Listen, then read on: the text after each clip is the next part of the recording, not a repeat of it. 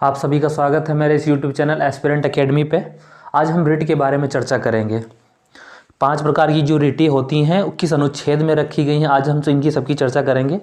तो रिट का प्रावधान जो हमारा दे रखा है ये अनुच्छेद 32 के तहत दे रखा है।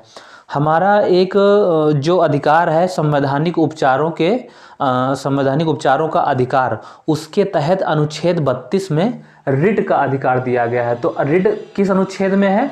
अनुच्छेद 32 में।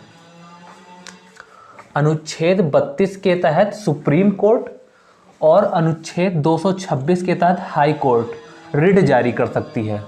तो अनुच्छेद 32 के तहत सुप्रीम कोर्ट और अनुच्छेद 226 के तहत हाई कोर्ट रिट जारी कर सकती है। तो रिट होता क्या है? रिट एक प्रकार के सुप्रीम कोर्ट द्वारा जारी एक या हाई कोर्ट द्वारा जारी एक आदेश होता है। तो 1950 से पहले रिट जारी करने का अधिकार सिर्फ कलकत्ता, मद्रास और बम्बई के पास था, और बाकी न्यायालयों के पास नहीं था। 1950 से पहले हाई कोर्ट में सिर्फ हाई कोर्ट की बात की जा रही है। हाई कोर्ट में सिर्फ कलकत्ता, बम्बई, मद्रास, यानी ये 3 ऐसे हाई कोर्ट थे जिनके पास रिट की अधिकारिता थी, बाकी किसी हाई कोर्ट के पास नहीं थी। अब जो है हर न्यायालय के पास, हर हाई कोर्ट, जितने राज्य के जितने हाई कोर्ट हैं सबके पास अधिकारिता है रिट जारी करने की। तो सुप्रीम कोर्ट और हाई कोर्ट की रिट में अंतर क्या क्या है, आइए देखते हैं। हालांकि हाई कोर्ट की रिट अधिकारिता ज़्यादा है सुप्रीम कोर्ट से। किन किन मामलों में? पहला तो सिर्फ मूल अधिकारों के क्रियान्वयन पर ही ये सुप्रीम कोर्ट में रिट जारी की जा सकती है। सिर्फ मूल अधिकारों के क्रियान्वयन पर। यहाँ पे मूल अधिकार के साथ साथ सामान्य कानूनी अधिकार, मूल अधिकार और सामान्य कानूनी अधिकार अलग अलग हैं। आप सामान्य कानूनी अधिकारों को लेकर सुप्रीम कोर्ट में सीधे नहीं जा सकते, उसको एक प्रक्रिया के तहत निचले से ऊंचे स्तर तक जाना होता है। तो यहाँ पे अगर सुप्रीम कोर्ट में अगर मूल अधिकार का तुम्हारे हनन हो रहा है तो सीधे किसी भी उच्च न्यायालय, अधीनस्थ न्यायालय की अपेक्षा सीधे सुप्रीम कोर्ट में जा सकते हैं। लेकिन हाई कोर्ट में मूल अधिकार के लिए तो जा ही सकते हैं, साथ में सामान्य कानूनी अधिकार, ये है सामान्य कानूनी अधिकारों के तहत भी जाया जा सकता है। दूसरा अंतर क्या है? किसी एक व्यक्ति या सरकार के खिलाफ जारी किया जा सकता है। और यहाँ किसी एक व्यक्ति या सरकार के खिलाफ जारी किया जाता है। यहाँ पे देखो किसके खिलाफ, यहाँ संबंधित राज्य का व्यक्ति तो है ही है, साथ में अपने राज्य या मामला दूसरे राज्य से संबंधित है तो उस राज्य के खिलाफ भी जारी किया जा सकता है। यानी कि जिस राज्य का वो हाई कोर्ट है, उस राज्य का अगर नागरिक है उसके खिलाफ तो जारी की जा सकती है, और अपने राज्य के खिलाफ, और मामला अगर दूसरे राज्य से संबंधित है तो उस राज्य के खिलाफ हाई कोर्ट में रिट जारी की जा सकती है। दूसरा अंतर हो गया। तीसरा अंतर यह है कि सुप्रीम कोर्ट इसे नकार नहीं सकती। यानी कि अगर आपके मूल अधिकारों का हनन हो रहा है, सुप्रीम कोर्ट आप सीधे जाते हैं तो इसे वहां नकारा नहीं जा सकता है। और हाई कोर्ट में क्या, ये हाई कोर्ट इसे नकार सकता है। हाई कोर्ट इसे नकार सकता है अनुच्छेद 226 के तहत, क्योंकि ये विवेकानुसार है इसलिए ये इसे नकार सकता है। और यहाँ पे नकार नहीं सकता, क्यों? क्योंकि अनुच्छेद 32 के तहत उपचार अपने आप में एक मूल अधिकार है। अनुच्छेद 32 में जो मूल उपचार दे रखा है, मूल अधिकारों को लागू करवाने के लिए, ये इसे वहाँ सुप्रीम कोर्ट नकार नहीं सकती है। अब हम देखते हैं कि रिट कितने प्रकार की होती है। तो रिट हम देखते हैं यहाँ 5 प्रकार की है। बंदी प्रत्यक्षीकरण, परमादेश, प्रतिषेध, उत्प्रेषण और अधिकार परीक्षा, ये 5 प्रकार की मुख्य रिट हैं। तो इसमें बंदी प्रत्यक्षीकरण जो है, इसे इंग्लिश में हैबियस कॉर्पस, इसे मैंडमस, इसे प्रोहिबिशन और इसे सर्टोरियरी और ये क्यो वारंटो। ये बंदी प्रत्यक्षीकरण जो हमारा पहला है, ये उस व्यक्ति के खिलाफ जारी किया जाता है जो गैर कानूनी रूप से हिरासत में रखा गया है, तो उसे कोर्ट आदेश जारी कर सकती है कि इसे आप सशरीर प्रस्तुत कीजिए। बंदी प्रत्यक्षीकरण जैसा कि शब्द से ही स्पष्ट हो जाता है यहाँ पे कि बंदी को सशरीर वहां पे उपस्थित किया जाए कोर्ट के सामने। तो यहाँ पे न्यायालय द्वारा उस व्यक्ति के संबंध में जारी आदेश है जिसे हिरासत में रखा गया है। न्यायालय द्वारा उस व्यक्ति के संबंध में जारी आदेश है जिसे हिरासत में रखा गया है और कोर्ट में उसे सशरीर यानी कि शरीर सहित प्रस्तुत किया जाए। अभी कुछ दिन पहले जय भीम मूवी आई थी, उसमें जो बंदी था उसको जेल में ही पीट पीट कर मार देते हैं। तो जो रिट जारी की गई थी हैबियस कॉर्पस के तहत जारी की गई थी। तो हालांकि उसकी जो लाश थी उसको थाने में ही मतलब मारा गया था, लेकिन उसको कहीं बाहर मरा हुआ दिखाया गया। तो हैबियस कॉर्पस के थ्रू वहाँ पे उसको प्रत्यक्ष उपस्थित होने के लिए रिट जारी की गई। मूवी बहुत अच्छी है। यहाँ पे बंदी प्रत्यक्षीकरण किन के खिलाफ जारी की जा सकती है? तो यहाँ पे सार्वजनिक प्राधिकरण और व्यक्तियों के खिलाफ, जैसा कि मैंने मूवी में बनाया, सिर्फ एक व्यक्ति के खिलाफ हैबियस कॉर्पस के लिए मतलब उसमें जारी किया गया था। तो यहाँ पे सार्वजनिक प्राधिकरण और व्यक्तियों के खिलाफ ये जारी की जा सकती है। किन किन के खिलाफ जारी नहीं की जा सकती है, ये बहुत ही इंपॉर्टेंट है, पूछा जा सकता है क्वेश्चन में कि बंदी प्रत्यक्षीकरण किसके खिलाफ जारी नहीं की जा सकती है? जब न्यायालय या विधानमंडल से जुड़ी कोई अवमानना की बात आती है। जब न्यायालय और विधानमंडल से जुड़ी अवमानना किसकी? न्यायालय या विधानमंडल से। दूसरा, हिरासत जब न्यायालय के जब हिरासत न्यायालय द्वारा निर्धारित हो। हिरासत जब न्यायालय द्वारा ही निर्धारित की गई है तो उसमें यह रिट जारी नहीं की जा सकती है। हिरासत न्याय क्षेत्र के बाहर हो, हिरासत जब न्याय क्षेत्र से बाहर हो वहां पर यह रिट नहीं जारी की जा सकती है।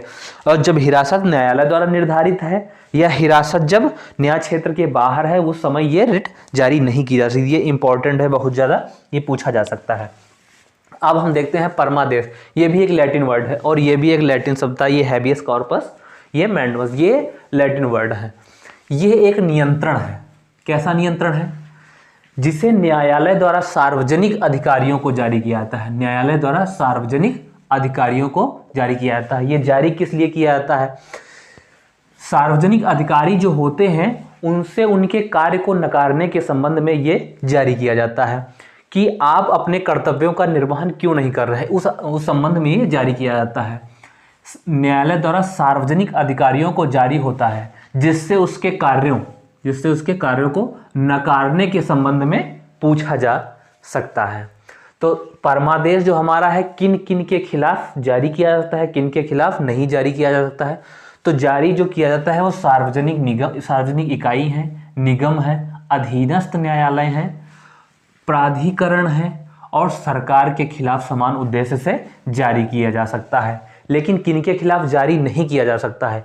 एक निजी व्यक्ति या निजी इकाई के खिलाफ जारी नहीं किया जा सकता है। दूसरा, गैर संवैधानिक विभाग जो हैं और राष्ट्रपति, राज्यपाल के खिलाफ, ऐसे न्यायाधीश जो न्यायिक क्षमता में कार्यरत हैं, इनके खिलाफ जो है परमादेश जारी नहीं किया जा सकता है। अब हम प्रतिषेध की अगर बात करें तो सुप्रीम कोर्ट या हाई कोर्ट द्वारा अपने अधीनस्थ न्यायालयों को जब रिट जारी किया जाता है, इसलिए जारी किया जाता है जब कोई अधीनस्थ न्यायालय अपने न्याय क्षेत्र की अधिकारिता से कोई काम करने लगता है, यानी कि उसके अधिकार क्षेत्र में नहीं है वो, लेकिन तब भी वो कार्य कर रहा है, तो वहां पे उसको रोकने के लिए प्रतिषेध जारी किया जाता है। जब अधीनस्थ न्यायालय अपनी अधिकार क्षेत्र से ज्यादा कोई बढ़ चढ़ के काम करने लगती है तो वहां पे उच्च न्यायालय उसे रोकने के लिए आदेश जारी करती है। तो वो कौन सा है? प्रतिषेध। यहाँ पे देखिए, अधीनस्थ न्यायालयों को और सुप्रीम कोर्ट, हाई कोर्ट द्वारा अपने न्याय क्षेत्र की अधिकारिता से इतर कुछ कार्यों को करने से रोकने हेतु जारी की जाती है। किनके खिलाफ ये जारी की जा सकती है? यह सिर्फ न्यायिक और अर्ध न्यायिक निकायों के खिलाफ जारी की जा सकती है।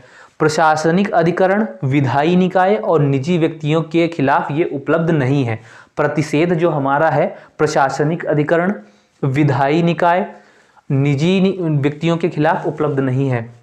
यानी कि अगर यहाँ सिर्फ न्यायिक और अर्ध न्यायिक निकायों के खिलाफ ही जारी किया जाता है, क्योंकि ये अपने अधिकारी क्षेत्र से अगर बढ़ चढ़ के काम करते हैं तो सुप्रीम कोर्ट या हाई कोर्ट द्वारा अपने अधीनस्थ न्यायालयों को जारी किया जाता है। तो यहाँ पे ये इंपॉर्टेंट चीज है कि ये सिर्फ न्यायिक और अर्ध न्यायिक निकायों के खिलाफ जारी किया जाता है। उत्प्रेषण इसे उच्च न्यायालय द्वारा अपने अधीनस्थ न्यायालयों को लंबित मामले के स्थानांतरण हेतु जारी किया जाता है। तो उत्प्रेषण में क्या होता है कि जब कोई मामला लंबित पड़ा होता है निचली अदालतों में या अधीनस्थ न्यायालयों में, तो सुप्रीम कोर्ट या उच्च न्यायालय जो होती है तो वो अपने पास मंगवा लेती है और उस समय वो उस निचली कोर्ट में वो मामला बिल्कुल रुक जाता है, उस पर कोई भी निर्णय नहीं दिया जा सकता है। तो ये उच्च न्यायालय अपने अधीनस्थ न्यायालयों से लंबित मामलों के स्थानांतरण हेतु जारी किया था उत्प्रेषण। अब इतना हटा दीजिए, इतना सिर्फ देखिए प्रेषण, प्रेषण यानी कि नीचे से ऊपर की तरफ प्रेषित हो रहा है। कौन से मामले?